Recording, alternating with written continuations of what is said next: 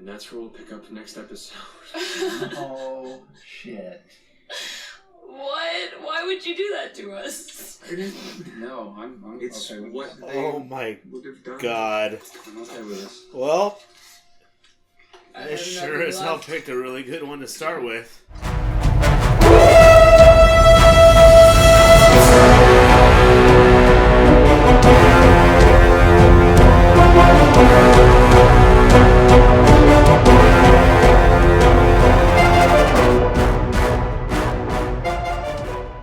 Hello everyone and welcome to the first edition of Natural 9, the show here on the internet where I do everything I can to summarize last week's Critical Role in 9 minutes or less. I'm your host, Arthur from Natural 9, and yeah, I was the former Crit Roll ebooks. You can blame me for all those shitty wrestling references out there. God damn, I just can't stop myself from making them. That's the thing that happens. Anyway, let's go ahead and hop right to it. And why 9 minutes? Because the internet doesn't have a good attention span. Pay attention. God, what are you doing? Anyway, let's get to the episode proper. Alright, where to start? Well, at the beginning, I guess. And, jeez, what an episode. Now, we're not going to talk about that very obvious thing that we shouldn't talk about until the very end of the episode. So you've still got time to, survive the giant spoiler storm that is about to happen. So, fair warning, seriously. If you have a heart or don't hate, then, I just said the name there, fuck. I'm gonna have to censor that. God damn it. This is an episode. And of course we start off from last week where Vox Machina decided to break a boat, basically drown some people, and chase a woman into an island because they're really good people. Of course they are. No, it's Ripley, of course. They're going to chase after her. Anyway, we're finally on Glint Shore. Apparently Ripley's been cornered. Her crew basically taken out, or at least the sea crew was.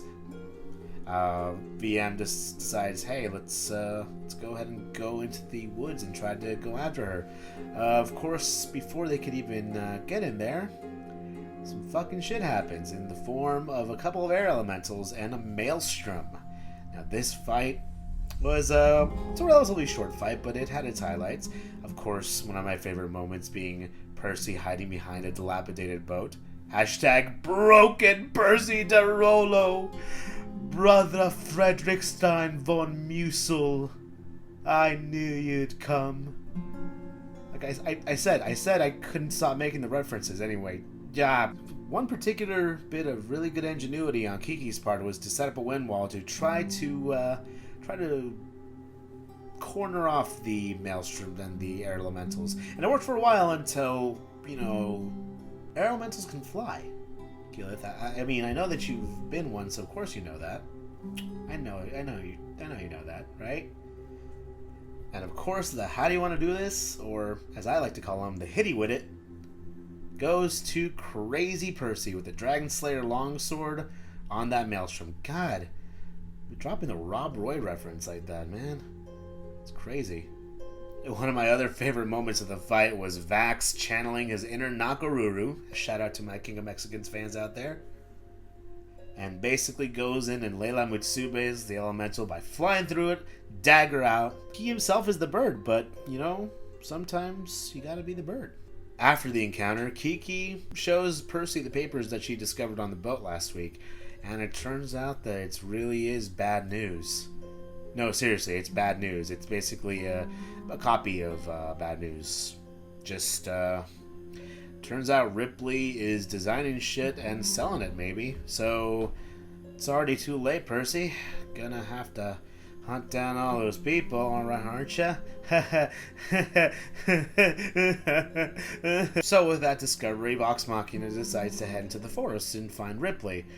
And we find her, along with a couple of other mercenary friends, a female Goliath for Grog to fight, and a guy in a cloak that Vax and Vex have an OMG moment over once they figure out who it really is. And we'll figure out who it is too. let's just say that Percy is not the only one with reunions today. Another thing, before I forget, Ripley makes a reference to someone else that knows Percy very well. Awkward. Then during their little conversation, Ripley confirms 1, 2, 3 things, really. 1, that she's a racist piece of shit. Like, seriously, human supremacy, come on. 2, she sold stuff in Vasselheim and on Corel, mostly because she needed the money, but also because chaos. And 3, Orthax really has been whispering in her ear. Or, well, I mean, she makes a reference to someone that knows how to push Percy's buttons. I can really think of no other person. Percy goes a little crazy and takes a shot. And then the world explodes. Almost literally. Seriously. VM, did you not think to check for a giant freaking gunpowder trap in the middle of this forest? I mean, yeah, it seems like a little bit of a stretch, but come on, man! 66 points of damage! And now we begin the final encounter of the episode, and boy, howdy, is it one. All sorts of things happen, like, for example, the debut of the dog, the good doggy stone, the mastiff named I'm sure we'll fill that in post once we actually find out what the name is, because we didn't find out what the name was. And holy shit, did you see that concentration check from Taliesin? Matt says he has to roll a natural 20, and of course Taliesin does what he does best. Rolls a natural 20. Hex is still up, and was it a great power play? Like, seriously. Next up, near the beginning of the fight, we see what I'd suspected from the very beginning. Orthax is back, bitches, and this time he's aligned himself with Shadow Percy, I mean Ripley. Speaking of surprise returns, holy shit, did anyone really expect the kid under the hood to be Kynan? Kynan, the little kid who wanted to be Vox Machina. Holy shit, lads, I can't believe it.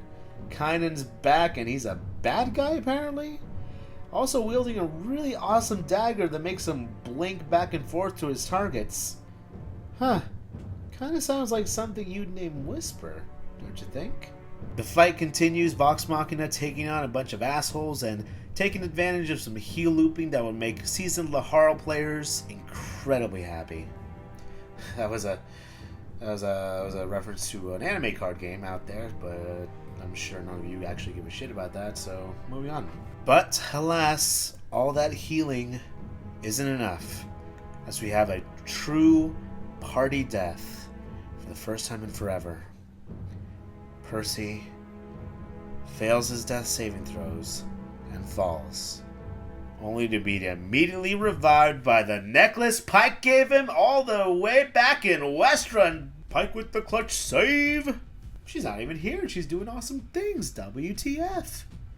Of course, even with him still alive, Ripley is proving hard to kill. Like, seriously, she's blinking all over. Like, she has some sort of crazy vestige of divergence or something. God damn, Cabal's ruin. Why'd she have to steal a thing? Back to Kynan, the treacherous little lech. Although he seems to be swaying a little bit because Vax ends up being the big brother, big sister of Exandria he always knew he could be. Chastising him a little bit. Especially after he stabbed his girlfriend. Although, you know, stabbing Kiki ended up breaking Kynan a little bit too. So he ends up going on like a little bitch. Little bitch. Little. But all of that incredible effort, not even Scanlan and a clutch cutting words, was enough to stop Ripley from doing what she'd set out to do in that fight. After 3 failed death saving throws, Percy DeRollo is no more. Yep, that's a mood killer right there. Of course, the fight just kind of ends after that. I mean, the episode itself doesn't end. I mean, the fight literally ends with Scanlan throwing a resilient sphere around Anna Ripley, and the party gathering around her as Matt says some chilling words. And we don't even need to roll damage because How do you, Vox Machina, want to do this? Holy I want to see shit. him The party ends up killing her in an incredibly gruesome way. Scanlan carving the Dorolo crest on her forehead, Kiki choking the shit out of her with vines, Grog slicing her stomach open, Vax cutting her arm clean off, the metal one, and Vex, most telling of all, shoots Ripley straight through her heart and then shoots her straight in the throat as she screams. Anna Ripley's no more, but at what cost? And that was the episode. That was it.